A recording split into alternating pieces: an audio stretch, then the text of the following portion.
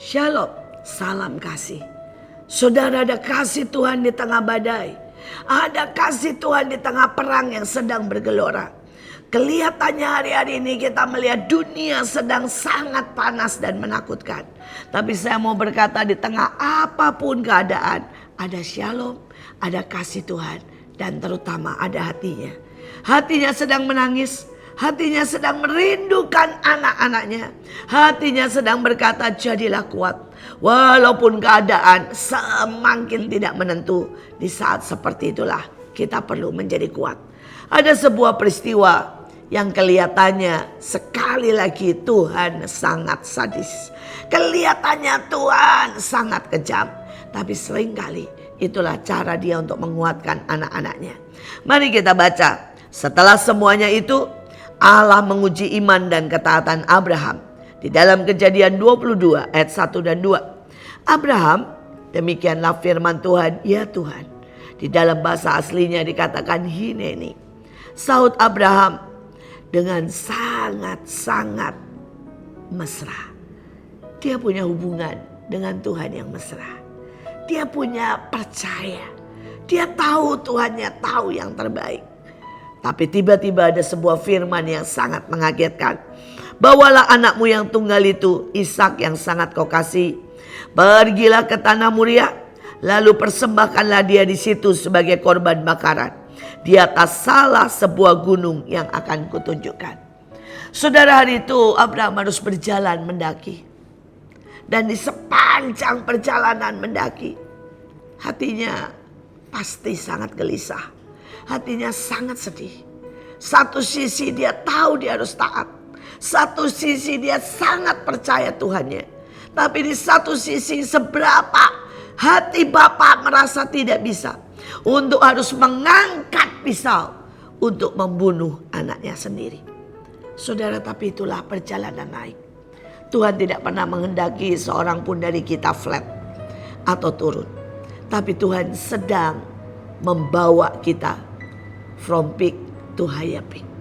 Tapi pada waktu kita mulai berjalan from peak to higher peak, maka salah satu ujian, bisakah kita percaya kepada Tuhan ketika firman-Nya sangat mustahil, sangat menyakitkan, sangat meletihkan, sangat tidak masuk akal. Saudara, hari itu saya pulang dari Belanda. Dan tiba-tiba dia berfirman, buang ijazahmu. Saudara, itu adalah sebuah karya atau pencapaian yang saya perjuangkan setiap hari.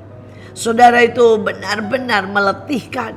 Itu benar-benar membutuhkan sebuah perjuangan, dimaki tidak tidur untuk mendapatkan satu lembar ijazah, saudara, S2 sebagai seorang arsitek. Dan ketika Tuhan bilang buang ijazah itu ke sampah, itu bukan masalah membuangnya, tapi itu merupakan pemotongan. Saudara, ada banyak orang yang tidak siap dipotong. Dipotong egonya, dipotong saudara impiannya, dipotong prinsipnya, dipotong saudara apa yang dia mau. Tapi kalau saudara mau naik dari satu titik ke titik yang lebih tinggi, from peak to higher peak, maka yang pertama kali Tuhan harus buat adalah memotong semua yang Tuhan tidak berkenan. Dan hari itu Abraham juga mulai memotong keterikatan Abraham terhadap anaknya. Saudara, dan hari itu Tuhan sedang berkata kepada Abraham, Abraham, biarlah seluruh hatimu untukku dan tidak untuk yang lain. Saudara, hal yang kedua, ketika saudara harus naik, maka saudara harus berani mengambil pisau untuk mulai memotong diri sendiri ataupun memotong hal-hal yang paling kau cintai. Saya melihat ada jutaan orang berhenti di tengah jalan, bukan karena dia tidak pandai, bukan karena dia tidak kuat, bukan karena dia tidak diberkati, bukan karena dia tidak menerima janji, tetapi karena dia tidak siap memotong apa yang harus dipotong. Saya punya seorang teman, Saudara, dan hari itu dia di pelayan Tuhan yang ajaib sekali. Dia sangat diurapi. Kalau dia berkhotbah begitu banyak yang diberkati. Bahkan ketika dia mendoakan begitu banyak yang rebah. Singkat cerita, dia jatuh cinta. Dia jatuh cinta, saudara, pada seorang gadis. Dan hari itu penglihatannya sangat jelas. Saudara, ada burung di tangan seorang gadis. Dan wanita ini mulai mencabut bulunya satu persatu.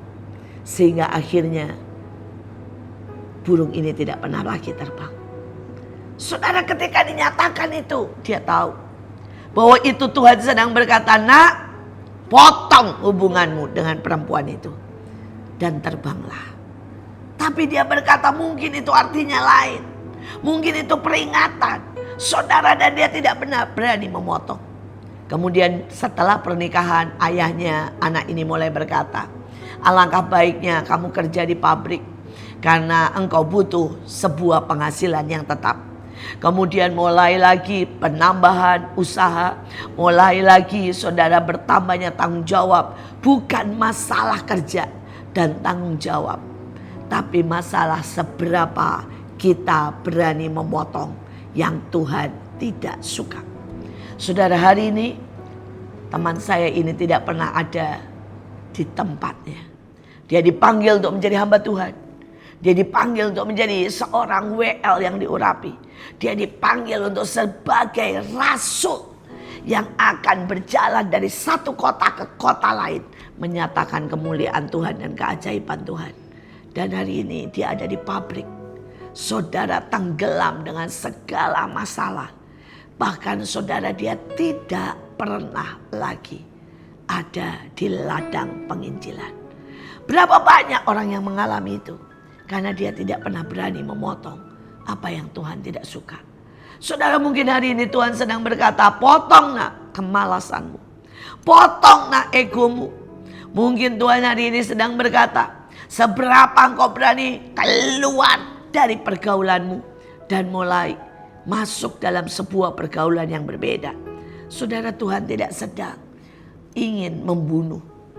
Saudara, Tuhan sedang ingin membawa Abraham dan Ishak naik ke higher peak. Hari itu ketika mereka berdua bereaksi benar, maka keduanya mendapat janji. Saudara, Abraham mendapat janji bahwa keturunannya akan menguasai bangsa-bangsa, menguasai kota-kota. Tetapi Ishak mendapat janji bahwa dia akan diberkati, disertai Tuhan sepanjang hidupnya dan keturunannya. Saudara, dari sudut Ishak, mungkin hari-hari ini ada banyak orang yang berkata, saya pengen naik ke gunung. Saya pengen berhasil. Saya pengen menjadi sabuan. Saya pengen diberkati. Saya mau berkata, naik ke gunung dimulai dengan naik ke Mezbah. Seberapa banyak saudara berani membiarkan hidupmu disembelih? Seberapa banyak saudara berani naik ke Mezbah ketika saudara tahu perintah itu begitu menyakitkan? Seandainya pemimpinmu menyuruh engkau tinggal, saudara, di Arab, atau pemimpinmu menyuruh engkau masuk ke desa, apakah engkau bisa berkata Hineni? Hineni tidak hanya sekedar ya, tapi Hineni adalah berkata, ya saya mau, saya percaya. Wow, melakukan kehendak Tuhan adalah kesukaan. Itu adalah suara, jeritan, arti Hineni. Apakah itu masih ada dalam hidup kita? Apakah setiap kali ada sebuah pelayanan, seluruh sel kita berkata Hineni? Ya, aku melakukannya Tuhan. Dan ini adalah sebuah kehormatan, kesukaan. Sekalipun kita harus naik ke Mezbah. Sekalipun kita harus meletakkan banyak hal di atas Mezbah. Hari itu Ishak bereaksi sangat luar biasa. Dia bisa lari karena usianya sudah cukup. Dia bisa melawan Abraham karena dia sedang di puncak kekuatannya. Sedangkan Abraham sudah menua. Tapi dia memilih naik ke Mezbah. Dan itu yang menjadikan Abraham dan Ishak menjadi orang-orang yang sangat berkenan di hadapan Tuhan. Hari ini kita tahu ada banyak hal sedang terjadi. Tapi saudara dan saya dipanggil ke puncak. Dan ingat, untuk mencapai puncak bukan dengan cara manusia, bukan dengan kekuatan manusia, tapi salah satunya dengan berani memotong yang harus kita potong, yang Tuhan tidak berkenan, dan dengan naik ke Mesbah. Tuhan Yesus memberkati.